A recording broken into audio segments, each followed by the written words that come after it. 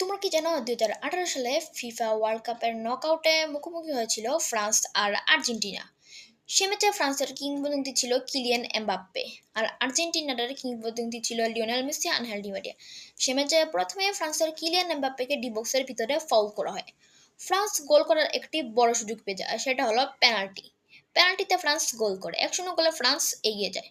তারপর আর্জেন্টিনার Angel Di মারিয়া D বক্সের বাইরে থেকে অসাধারণভাবে একটা গোল করে। এটাই ছিল আনহেল ডি মারিয়ার জীবনের সেরা গোলের মধ্যে একটি। গোল সংখ্যা তখন 1-1। তারপর ফ্রান্স একটি গোল করতে পারে না, কিন্তু আর্জেন্টিনা একটি গোল করে দেয়। 1-2 গোলে ফ্রান্স পিছিয়ে যায়।